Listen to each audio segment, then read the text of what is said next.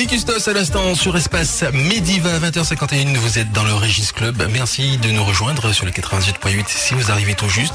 Notre invité ce soir dans le club, c'est Kenel Ketia que nous recevons donc pour son tout nouveau titre, Trop faux pour moi, que nous avons écouté à l'instant. Peut-être que nous réécouterons tout à l'heure, probablement.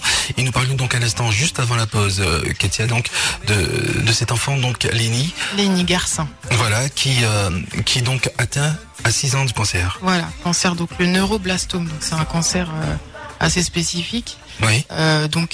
Il est dans le service du docteur de l'Épine, à Garches. D'accord. Service d'oncologie pédiatrique. Et donc, ils ont vraiment besoin d'aide. Il y a 2 pétitions à signer d'urgence pour que ce service ne ferme pas. Sinon, Lénie va nous quitter, quoi. D'accord, je pense que c'est un sujet effectivement qui est assez particulier, qui nous a touché ici à Espace en tout cas, et personnellement qui m'a touché quand tu m'en as parlé. Et je pense que nous allons d'ailleurs, pour avoir plus de précision, parce qu'on se dit quand même un cancer à 6 ans, comment c'est possible? Généralement c'est parce que on a déjà vécu un peu et tout ça. Il y a une association donc à ce sujet, l'association Améthyste, qui est dirigée par Karine Curté, je crois. Je crois que nous avons réussi à l'avoir à l'antenne. Allô, bonsoir Madame Curté. Bonsoir. Bonsoir, merci beaucoup d'avoir bien voulu participer avec nous donc à cette émission. Pourriez-vous nous expliquer un petit peu quel est ce cancer dont souffre ce jeune enfant?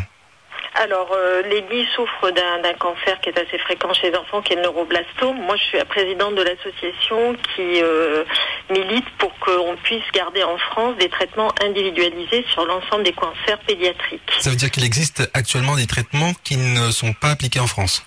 Non, c'est pas ça. C'est-à-dire qu'en France, il existe des traitements qui sont appliqués, qui pourraient être appliqués en France, mais aujourd'hui, le système de soins en France fonctionne dans un système de protocole et on vous enrôle dans un protocole sans tenir compte de vos spécificités. Alors, on ne parle pas de la spécificité de la tumeur, mais de la spécificité de l'individu.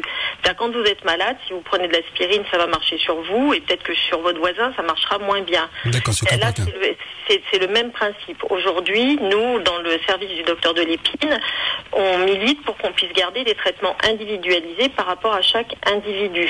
C'est le cas pour Lénie, comme les autres enfants qui sont là. Et on souhaite que les enfants puissent continuer à avoir le choix d'un traitement qui leur est propre et pas spécialement d'un traitement dans un protocole habituel, standardisé. D'accord, donc pour avoir un traitement le plus adapté à chaque cas en fait. Exactement. Voilà. Et qu'est-ce qu'on peut faire actuellement? Quelqu'un qui nous écoute, qui voudrait donc aider la démarche, parce qu'apparemment ce service qui serait apparemment unique dans son genre serait amené à fermer bientôt. Oui, le service serait amené à fermer bientôt. Donc le service a été transféré à l'hôpital de Garches en 2004 avec un accord ministériel qui prévoyait un certain nombre de moyens. Nombre de médecins, d'infirmiers, nombre de lits pour le service. Aujourd'hui, le service rencontre des grosses difficultés parce que les moyens ne sont pas conformes à ce qui avait été prévu dans les accords. Donc nous, ce qu'on demande, et c'est l'objectif de la pétition qui circule, c'est que les moyens soient mis à disposition du service. Aujourd'hui, on manque de médecins dans le service, on manque de personnel soignant et ça empêche d'autres enfants de pouvoir venir et de se faire soigner là, comme il pourrait y avoir le droit dans un pays où la liberté individuelle prône et qu'on ne soit pas obligé d'aller dans un protocole fléché et qu'on puisse encore se faire soigner par un médecin de son choix. C'est quand même sidérant, surtout quand on sait que ce cancer particulier, donc qui touche Lénie, en fait, il n'y a pas d'âge, en fait, n'importe qui peut avoir à n'importe quel moment besoin de ce protocole, de ce système, donc cette alternative. Absolument. Bon, là, le service de Garches est un service d'oncologie pédiatrique, donc c'est plus spécifique, mais néanmoins, cette demande, elle devrait s'appliquer pour tout le monde. Chacun devrait pouvoir avoir le droit de ne pas être soigné nécessairement dans un protocole fléché. Voilà, vous avez telle maladie, voilà votre protocole, 3 cachets d'aspirine, 2 de ça, et puis on verra si ça fonctionne ou si ça ne fonctionne pas. Et si ça fonctionne pas, mais on ne vous propose pas d'alternative. D'accord. Quelqu'un qui nous écouterait, qui voudrait joindre directement donc l'association Améthyste, comment peut-on vous contacter? Alors, on a un site internet, donc je vais vous donner les coordonnées nos coordonnées téléphoniques, c'est le 01 43 81 51 84. On a un site internet qui est www.amethyste.org.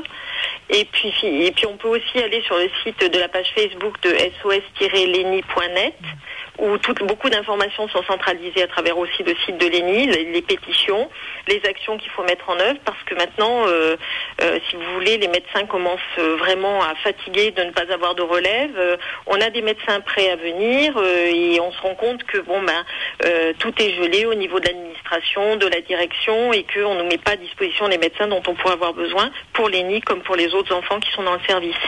D'accord, donc sur le site on peut trouver toutes les informations, bien sûr les pétitions, et bien sûr c'est non exhaustif, toutes les bonnes volontés, toutes les aides sont les bienvenues.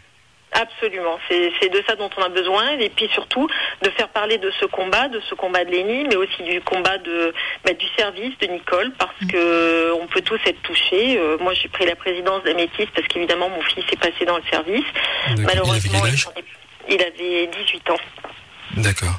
Et il est décédé malheureusement, mais on a rencontré beaucoup de familles, des enfants qui devaient être amputés, qui se sont opposés à l'amputation et qui ont pu trouver refuge chez Nicole, qui aujourd'hui sont soignés, n'ont pas été amputés, parce que Nicole a tout fait pour les soigner, avec des protocoles certes qui ne sont pas les protocoles fléchés, mais qui sont des protocoles tout à fait habituels. Dans le cas des ostéosarcomes notamment, les traitements qui existent depuis 30 ans fonctionnent, mais on ne les applique plus parce qu'il faut appliquer les nouvelles molécules, et ce sont ces enfants-là qu'on veut amputer alors qu'on peut les soigner différemment. En tout cas, merci beaucoup d'avoir bien voulu nous rejoindre pour passer ce message à l'antenne, Madame Curté. Et puis merci à vous de diffuser notre message. C'est tout à fait normal, et merci à Kala Ketsia d'avoir bien voulu apporter cela à notre lumière. Passez une très bonne soirée. Merci, bonsoir. Merci, au revoir. Et on le rappelle donc sur le site internet amethyste.org, ametist.org, pour avoir plus de renseignements sur cela donc.